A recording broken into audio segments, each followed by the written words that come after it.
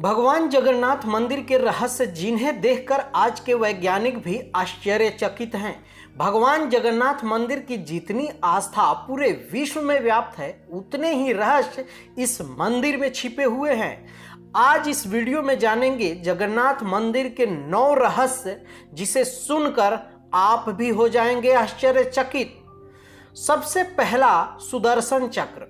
जगन्नाथ मंदिर के सबसे शिखर पर भगवान नारायण का सुदर्शन चक्र मौजूद है। इसे अष्ट धातु से निर्मित इस चक्र को नील चक्र भी कहा जाता है और ये इस तरह से निर्माण किया गया है कि इसको पुरी के किसी भी कोने से देखा जा सकता है और किसी भी दिशा से देखो तो आपको ऐसा लगेगा कि इस चक्र का मुंह आपकी ही तरफ है।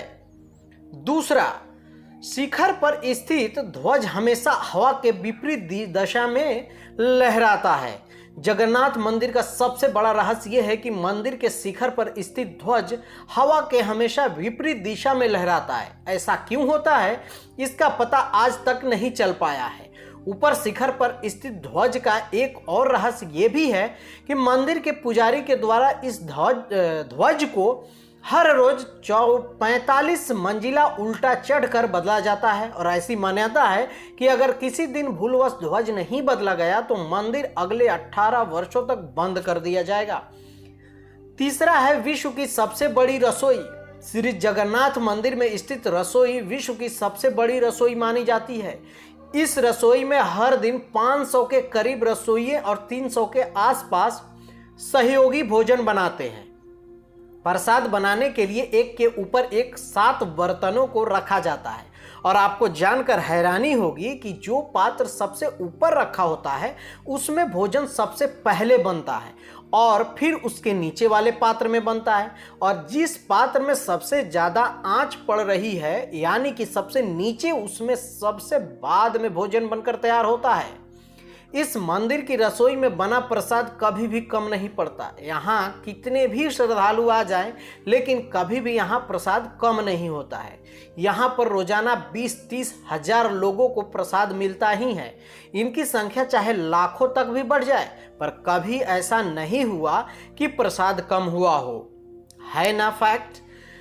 चौथा फैक्ट है, जगन्नाथ मंदिर के गुंबद पर नहीं बैठते हैं पक्षी। मंदिर व मस्जिद के गुंबदों पर आमतौर पर पक्षियों के झुंड देखे जा सकते हैं, परंतु यहाँ पर जगन्नाथ मंदिर के गुंबदों पर आपको एक भी पक्षी नहीं दिखेगा। इस मंदिर के ऊपर इर्द गिर्द भी नहीं उड़ते हैं पक्षी, यहाँ तक कि इसके ऊपर कोई हवाई जहाज या हेलीकॉप्टर भी नहीं उड़ते। पांचवा फैक्ट, जगन्नाथ मंदिर की छाया नहीं बनती है। ये दुनिया सबसे ऊंचा और सुंदर मंदिर है। इसकी ऊंचाई लगभग 214 फीट है और ये 4 लाख वर्ग फुट तक फैला भव्य मंदिर है। आश्चर्य की बात यह है कि इस मंदिर के गुंबद की छाया दिन के समय कभी भी नहीं बनती है। छठा फैक्ट, ये मंदिर समुद्र तट के निकट स्थित है। इस मंदिर की एक विचित्र बात यह है कि मंदिर समुद्र तट के निकट होने के बावजूद मंदिर में प्रवेश में करते समय समुद्र की लहरों की आवाज सुनाई नहीं देती। एक बार जब आप अपने कदम इसके सिंह द्वार में प्रवेश करेंगे तो देखेंगे कि समुद्र की लहरों की आवाज गायब हो जाती है और जैसे ही इस द्वार से बाहर निकलोगे तो आवाज फिर दोबारा आने लगेगी। है ना कितनी आश्चर्य करने वाली बात। सातवां फैक्ट, जगन्नाथ मंदिर में चलती है विपरीत दिशा में हवा। समुद्र के तटीय क्षेत्रों में हवा लहरों की दिशा में चलती है, यानी हवा समुद्र से जमीन की ओर चलती है। विज्ञान के नियम के अनुसार भी ऐसा ही होना चाहिए, परंतु यहाँ उड़ीसा के पुरी में हवा जमीन से समुद्र की ओर चलती है। कितना बड़ा फैक्ट है। आठवां फैक्ट, मूर्तियों का निर्माण दोबारा किया जाता है। हर 12 साल में भगवान जगन्नाथ, बलभद्र और सुभद्रा की काष्ठ यानी लकड़ी के लट्ठे की मूर्तियों का निर्माण दोबारा किया जाता है और उनको पहली बनी मूर्तियों के साथ बदल दिया जाता है। आश्चर्य की बात यह है कि नई मूर्तियां बनने के बावजूद इनका स्वरूप, आकार, रंग रूप, लंबाई, चौड़ाई सब कुछ एक जैसा ही रहता है। नौवां फैक्ट, जगन्नाथपुरी मंदिर के ब्रह्म पदार्थ का रहस्य। जगन्नाथपुरी मंदिर के रहस्य में आश्चर्यचकित कर देने वाला एक सबसे बड़ा रहस्य है ब्रह्म पदार्थ का रहस्य। इस प्रक्रिया में भगवान जगन्नाथ व अन्य मूर्तियों को जब 12 वर्ष बाद बदला जाता है और पूरे शहर में अंधेरा कर दिया जाता है और पूरे शहर की बिजली बंद कर दी जाती है, मंदिर में अंधेरा कर दिया जाता है और मंदिर की सुरक्षा चारों तरफ से पुख्ता की जाती है। इसके पश्चात एक गुप्त अनुष्ठान 9 कलेवर करवाया जाता है और चुनिंदा पुजारियों की आंखों पर रेशम की पट्टी बांधकर मंदिर में भेजा जाता है। इन मूर्तियों में से एक प्रकार का ब्रह्म पदार्थ निकाला जाता है जिसको आज तक किसी ने भी नहीं देखा। उसको नई मूर्तियों में सावधानी पूर्वक स्थापित कर दिया जाता है।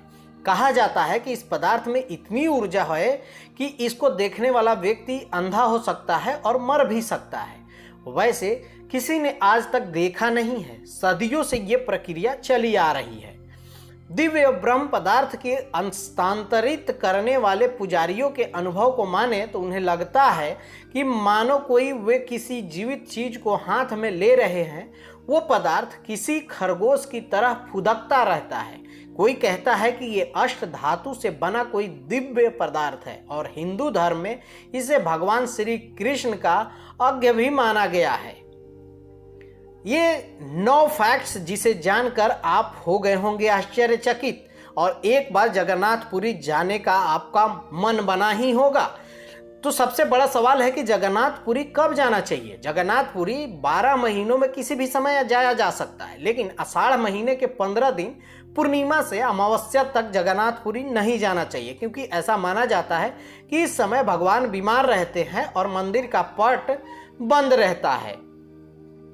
उससे बड़ा सवाल है कि जगन्नाथपुरी मंदिर की यात्रा कैसे करें। जगन्नाथपुरी की यात्रा 2 तरह से की जा सकती है, पहला ट्रेन से, दूसरा वायु मार्ग से। पुरी शहर से जगन्नाथ मंदिर की दूरी 2 किलोमीटर की है। आप अपने शहर से पुरी के लिए डायरेक्ट ट्रेन पकड़ सकते हैं।